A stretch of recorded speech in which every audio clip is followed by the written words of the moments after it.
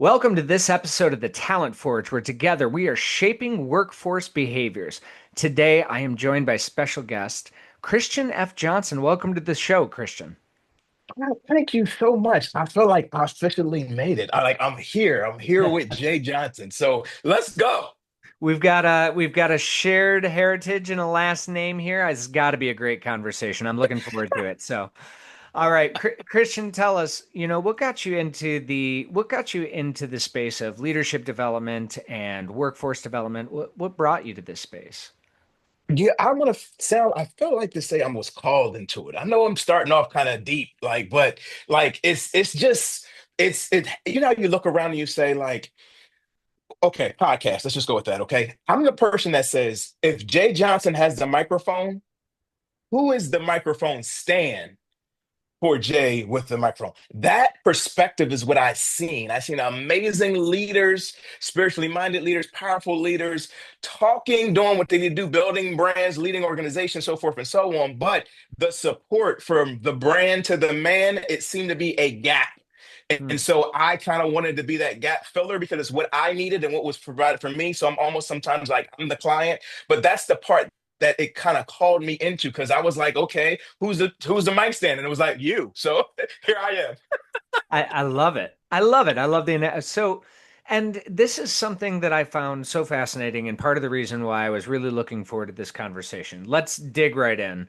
Spirituality. A lot of people are really nervous to talk about that in the space of workspace. And I'm sure that there's a lot of leaders that have anxiety about sharing too much, not sharing enough, not being true to themselves.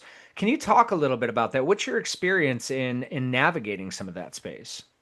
Well, okay. So first off, I am okay to say this. I come from a Christ-centered perspective. All right. But my everything I share is transferable. Okay. So it doesn't matter what your belief system, so forth. These principles are transferable. But it's just that I think we make it weird and it doesn't have to be.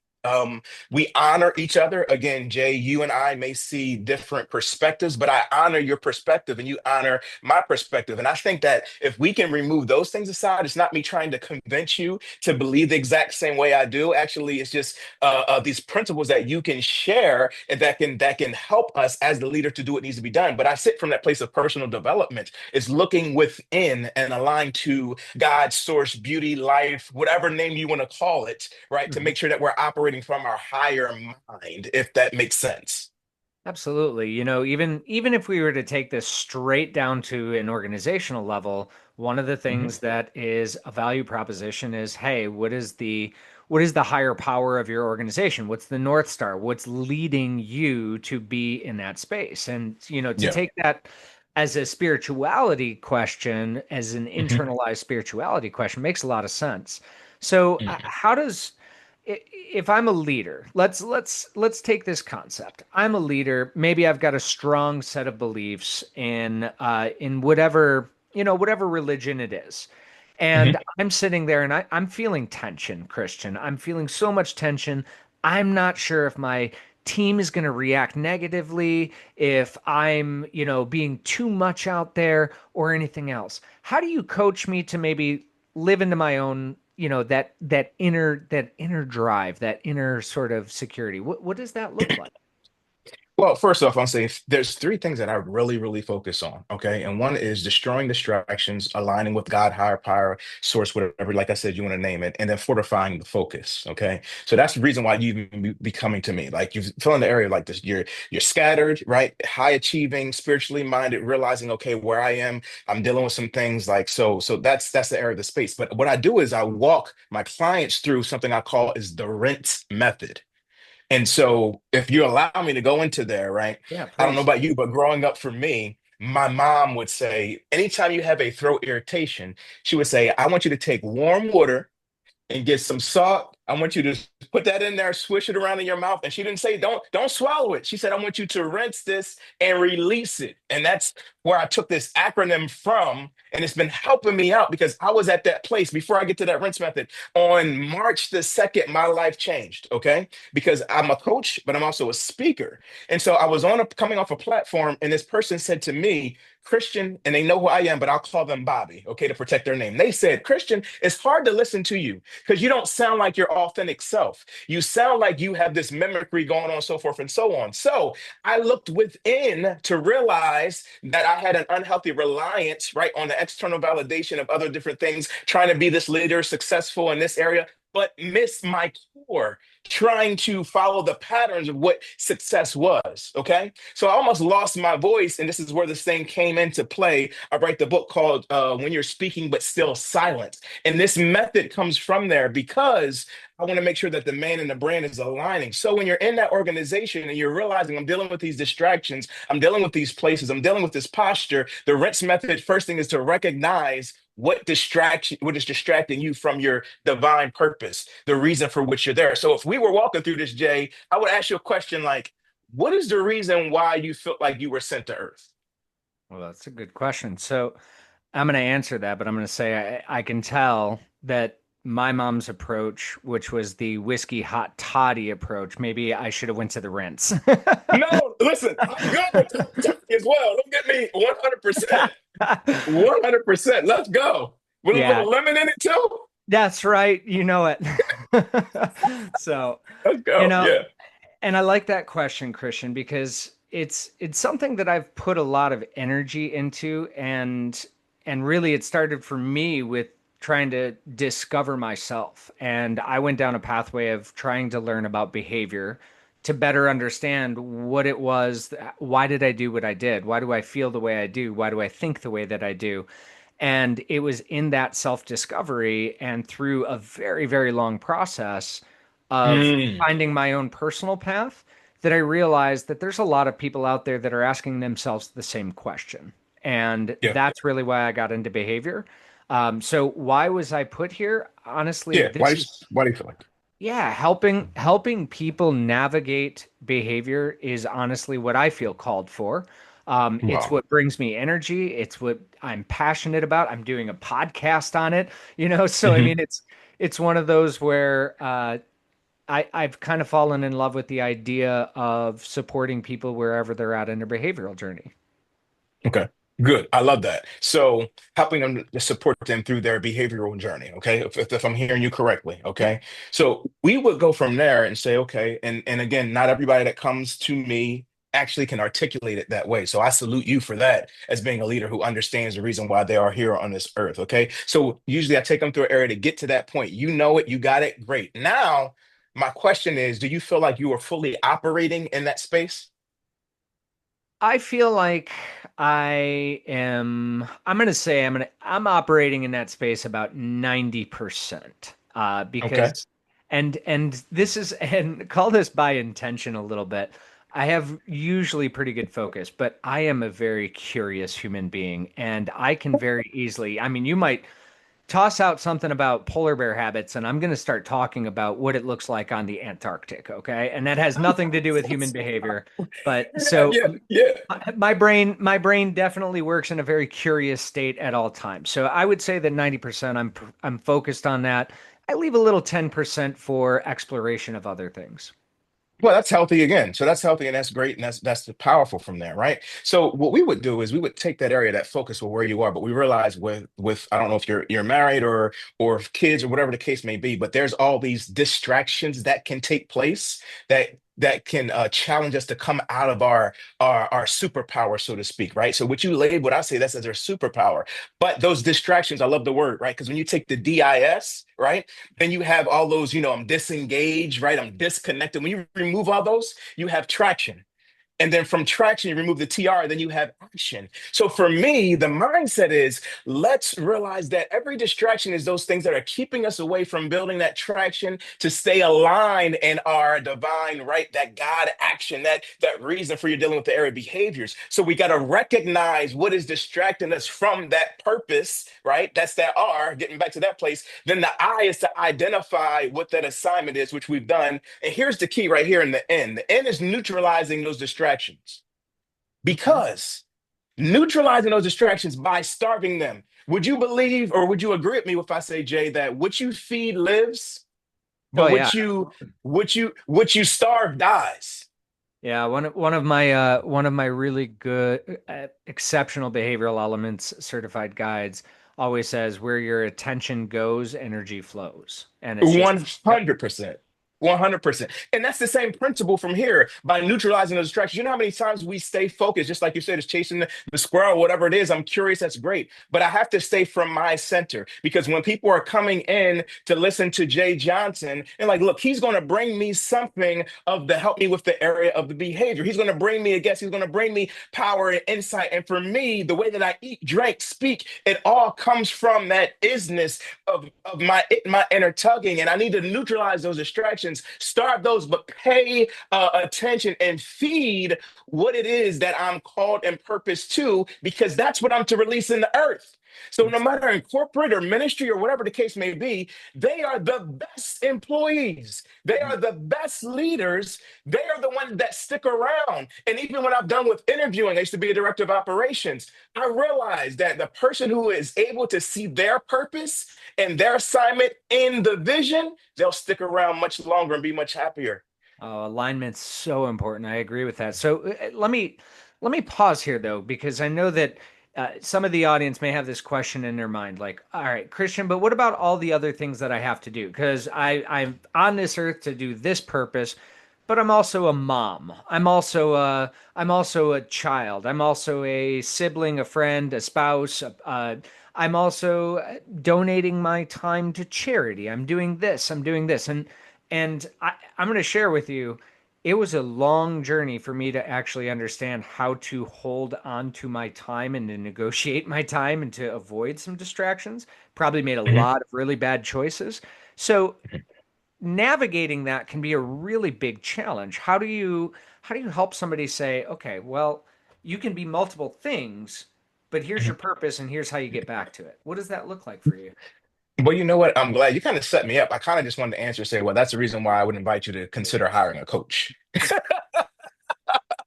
Because a coach helps to fast track those things that may have taken you 15, 20 years. You get to do life with somebody like myself or whoever, even if it's not me, to help you to ask the questions. This is what I love about coach. I'm gonna go scripture for a second, okay? From the Yep. spirituality, right? I look at the area of one of the best coaches is God in Genesis 1. He says to Adam and Eve, who told you you were naked? In other words, where did you get your information from? Mm. And if that isn't a powerful behavioral question right there, where we're operating and doing different things, and did I do this because I heard Jay said it? Did I do this because this is what the coach told me to do? This because culture is telling me this? Because I need this raise? I did this, or this is from my center and operating from this place? Because I always say source knows, and everybody has that God power, that God mind. So when we get rid of the noise, right, we're able to identify who we are and where we are. We're able to operate from that place, and that's the true place of success. Yes, I am a father. Yes, I am an entrepreneur. I'm also a musician. I'm a coach. I'm all those things. But guess what? The true of who I am and what I express, it's transferable, like my principles, Jay. So if you're in an area of behavior, guess what? You got kids, same thing. It operates in there. You're in business, same thing. It operates in there. You're doing it in the podcast. That's the area where you're not no matter where you are, you take it with you because it's who you are. It's the thing is the distractions like I talk about, it keeps us from that place of really narrowing in on what it is that we have. Sometimes we lust after what somebody else has. And so that's my whole area of message. Just be who you are. Like there's so many duplicates of everything else. There's only you being your authentic self is what the earth needs. So be Jay, and then we'll continue to move forward. Am I answering your question? Yeah, I think so. I think about the quote, be yourself, everyone else is already taken, kind of a concept, and Let's go. when I think about the aspect. So, all right, I'm looking back to 20 years ago. And And I 20 still owe years you two more, by the way. Sorry, I got the N. I'm gonna give them the S and the E. So we'll get back to that. I got through the rents. I got the RI, and I didn't forget y'all. But keep we're going. Okay. we're coming All back. right. Don't worry. I All literally will go back in circles. So I think I'm right. distracting No you worries. now. You're No, good. But I got focused. So we're perfect. good. Okay. So, I'm thinking about that 20 years ago. Jay Johnson did not know what his calling was. Okay. And, it was one of those where at that point in time, maybe I wanted to be a lawyer. Maybe I wanted to be a trainer. I was current at that moment, I was a research assistant at Wayne State University. I was getting into politics at one point in time. God, thank, thank you. I didn't continue down that road. Uh, yeah, outside of religion being non-denominational, we're going to call it political. I'm just glad I got out. That's all I'm saying. No sides.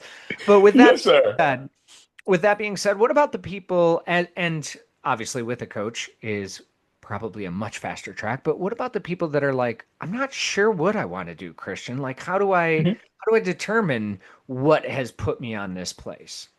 Yeah. So again, when we started, when I asked you, what is the reason why you're put on Earth? Um, Typically, if I had somebody say, you know what, I haven't really thought about that, then the next question I would ask is, what is your passion? And we would just go through that, like different things in life. So a lot of times people throw out their titles, right? And I'm like, okay, let's get past the area of the titles. Let's go a little deeper, okay?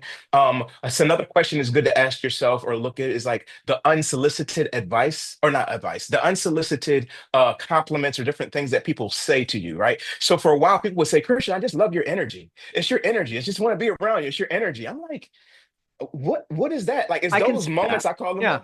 Thank you, man. I appreciate You're it. welcome. It's those areas I'm like God moments where it's like, look, universe, God sources. It's like I'm showing you some things, right?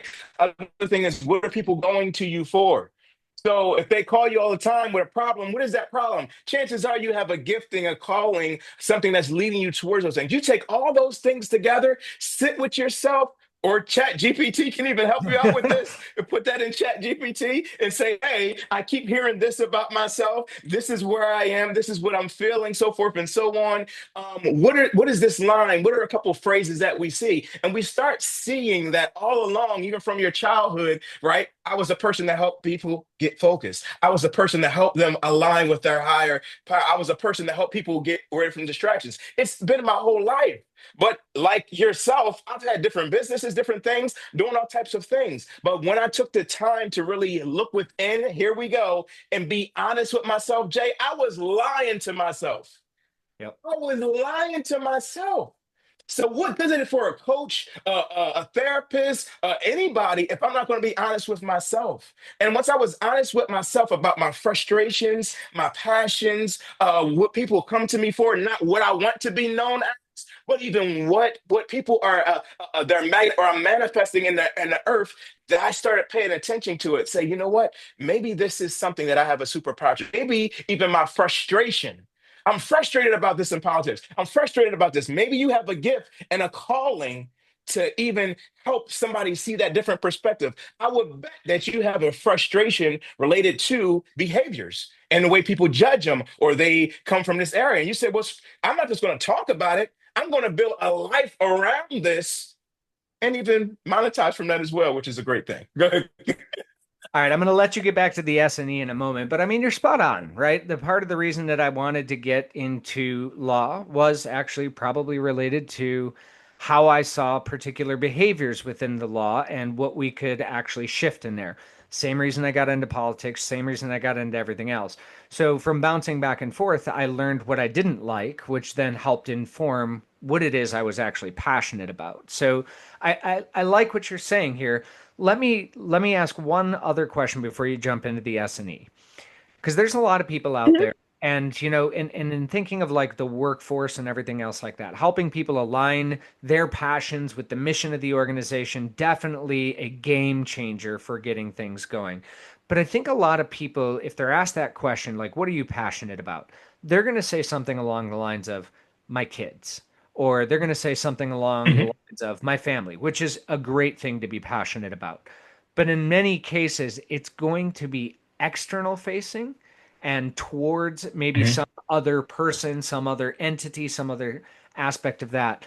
Is that align with that sort of inner aspect that you're speaking to, or is there more to it, or how would you shift that? Yeah. So even so, if we're sitting down and we're having a conversation, you're saying, "Hey, man, Christian, look, I just love my kids and I love my spouse and I love this and I love that." Okay, well, there's something beyond that, right? I did a discovery call the other day, and a person was talking about that very thing. He said, "You know what?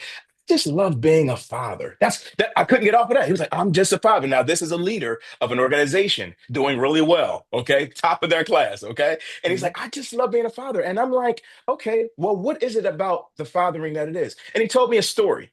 And he told me a story about even when his wife was pregnant and he was dealing with these things. And he said, and one of the joyous things that I was able to do was paint the room. I said, oh, so you like taking the idea, the vision, right?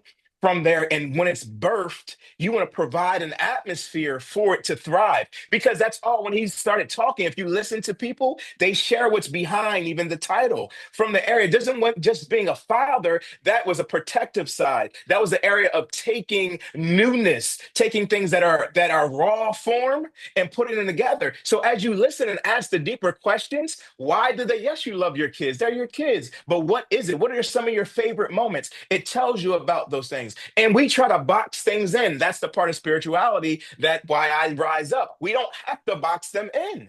Like it's a life. This is a lifestyle. Spirituality is not something I just do on a Sunday or Saturday. It's a lifestyle. And so within that, what we are giving by God's source universe, it's for every place. So let's open that and embrace what that looks like. So now we bring that into the work round. If the mission is this, how do I connect to the fathering? That may be a leadership if you view a father as a leader of the house, right? That might be a reason why they're going with this, or it might be a pain point. I grew up without a father. So I'm going to make sure that I'm doing this and I'm doing that. So you listen to a person's story, you start to pull out things, or a coach can pull out those things that helps them to align. And they'll say, I never saw how being a father also have those same principles and characteristics here in this place. And now we make room for them to be who they are as it aligns with the vision and move forward from there. Yeah, no, I like that. And I like the questions, right? Because these are things that we could be asking in our day-to-day work and listening to people's stories, regardless of what your leadership position is, regardless if you are a trained and certified coach. We're human and we are designed to hear and understand stories. And if you're having trouble with that, then by all means, get a coach that's going to help you navigate some of these different things and be listening because I think that's so important. All right, Mhm. I'm done with the detours for now, but I reserve the right to jump back in there. Give me the S and the E, and Listen, let's talk about it. it's your show. I'm just on it. So you do whatever you want to do. It's your house. I take my shoes off if that's what you ask me to do, okay? But I love it. I Hospitality, my appreciate it. friend. We're sharing this together. Go for it. I appreciate it, man. One thing, if I can say before then, look, here we go. I can chase this little squirrel. You made me think about this. Please, if you're in a place of hiring and you have teams and things like that, like show your people that you care. And if and like that part is a game changer. Why? For me, a presence-based coach is what I come from that area. Present, being present, but also presence by what I carry, spirituality, so forth and so on. That double entendre, but realizing that area of saying, like, when a person realizes that you value who they are, they show up differently. Like I get leading, but you don't have to be a jerk. You don't have to be this. You don't have to be that. And if you do feel like that's your place, then hire somebody else who can care, and then you consult with them and put them in that place. Because people are going through so much that they can't talk about, but they're carrying it. They're carrying so much pain and distraction. And if they're at a place where they can be healthy and they wake up and they say, man, I'm going into the office, or I get to create and do this. Not I gotta go to work. I get to. That's a different thing. I get to show up on this podcast and talk about my passion, what I'm aligned with.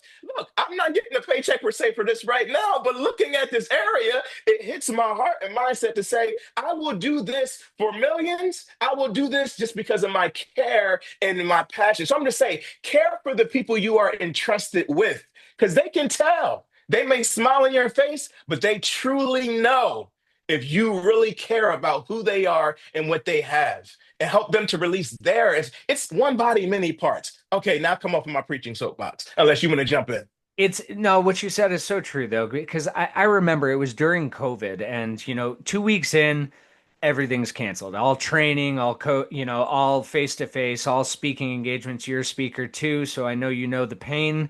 And Mhm. as that happens, I'm sitting there and I'm starting to get depressed. And it was one of those like having to go upstairs. I'm like, oh, I got to go upstairs and work. And it was one of those moments where I said that out loud and I heard myself say it and I was like, wait, I don't have to go upstairs and work. I get to go upstairs and work. And I started to shift that language immediately as like, I have an opportunity. It's not that I lost all of these speaking engagements. What I gained was time. And I think what you just spoke to so beautifully was really shifting the mindset away from, away from that idea of I have to be doing this into, hey, this is what is aligned and this is why it's driving my sense of purpose. So I really liked what you had to say there, Christian. All right, Thank S you, and man. E. S and All right, E. let's see. All right, S, we're going to strengthen our alignment, strengthen your alignment. Okay. So now that you've gone through the area, you've realized, okay, this is what I feel like my call, my purpose is. This is how I'm expressing it. I've identified what the distractions are. Realizing I want to neutralize this noise, so forth and so on. I want to strengthen my alignment. Okay. So for you, what would that look like? We could talk through what that may look like, but for you, you may do some area of reading, right? You may do some meditation. You might do some breath work. You might do some praying. You might do some exercising, right? You want to strengthen whatever allows you. Here's one of my favorite ones: walking out in nature. Just in nature, just being out there, grounding yourself, centering yourself, right? But making sure that you are strengthening the alignment versus focusing on the noise, right. I love it. I love it, right? She likes to join my podcasts every now and then. That's Revna. So yeah. I think Remna likes my energy, but that's cool. You know, we pick it up, all right. But that's the part where I'm saying, like, instead of focusing on the distractions or the dis all the DISs in our lives, like focusing on that area that builds that traction and that divine action, and fixing your thought. It's the scripture that says, "Fix your thoughts on things that are pure, righteous, a good report," right? And then that peace. That's gonna be a result of those things, like operating from that inner strength and that clarity. It's beautiful. Take the time you need to make sure that you're good. So for me, I wake up every morning and I choose gratitude, something I can be grateful for. Even if it's like, man, I took a breath. Or for me, my hot wife that's laying next to me, I'm like, oh, thank you. Like, I'm so grateful that 17 years later, she's still laying next to me, so forth and so on, right? Then I even come from that very strength in my alignment. I say, okay, I do something difficult. For me, sometimes, Jay, that's just getting out of bed sometimes. And for me, I go down to the bed, I go down to the treadmill, and that's where I call it walking in the spirit for me because I'm walking on a treadmill, but I have some instrumental music in the background. And I am just at a place of releasing what no longer serves me. Maybe I woke up heavy. Maybe I woke up frustrated. Maybe this bill is here. Maybe I didn't hit this goal, whatever. And I'm at that place and make sure I'm strengthening my alignment, releasing what no longer serves me because I don't know who I'm going to experience in that day or what problem may arise. But I need to not be selfish enough not to look within, to align myself to the highest, best version of me so that when Jay needs me, I'm not giving myself 50% of Jay. I mean, 50% of myself to Jay. I'm giving Jay 100% because I've done the inner work to be the best leader that I can be so that when you eat off of this tree, so to speak, the fruit that you eat is very flavorful and nourishing for yourself. So strengthen your alignment. And then E is executing from that place, from that focus, that intention, that action. What it is that you're receiving is no longer sitting and just processing it. You have the clarity. It's time to do something with it. We can't just pray and meditate. Let's just come from a place of releasing that expression and executing from our divine center with that focused action. It's that place on a daily basis. Have to revisit those areas to rinse and release what no longer serves me that puts me into that place. So hopefully for your audience, that will help them to get aligned, stay aligned, get rid of those distractions, and just be at a place of fortified focus because that's what's needed in this earth. Rinse and release. I love it. So I'm actually living that this week on Thursday. I'll be heading into the woods. I like to do survival trips. And what I mean by survival trips is go into the woods, no food, no water. See, 3, 4, 5 days are the short ones, 7, 8, 9, 10 days are the long ones. Ooh, you And are a beast. yeah, there's nothing more humbling than recognizing our place in nature. And I will tell you Mhm. that is a quick way to do it. So, um, but I love what you said there because, each and every day we have not only distractions, but we've got emotions that come in and that we don't get control over. We have things that are occurring inside of the world that are upsetting us. We have things on social media that we read and immediately turn our attention and become not the person that we want to show up as. And I Mhm. think it's so important. that we do rinse and release some of these things away and say, is this really serving me? So I really like this as a model. Let me ask you one more question in relation to sort of the spirituality at work.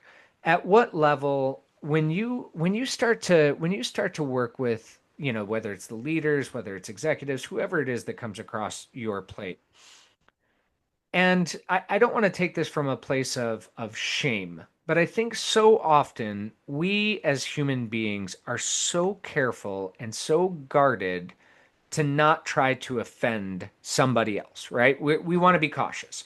So if I walk in and say, and I'm going to use, uh, maybe my religion is that of the ancient Egyptians, and I'm pretty sure that it's a dead religion at this point in time, and nobody really follows it. And I come in and I start talking about it, I am going to get some looks. People are going to look at me Mhm. funny, right? But at the end of the day, how do you help somebody navigate feeling that confidence or that comfortability to step into some of that space when maybe they're feeling like, hey, am I on an island by myself here? Am I okay? Am I safe to share Mhm. these things? And I use, an ancient Egyptian religion because whatever religion somebody is, whatever culture somebody is, whatever that internal dialogue that they may be having, they may not feel safe to bring that out. Mhm. How do you help Yeah. them navigate that safety question?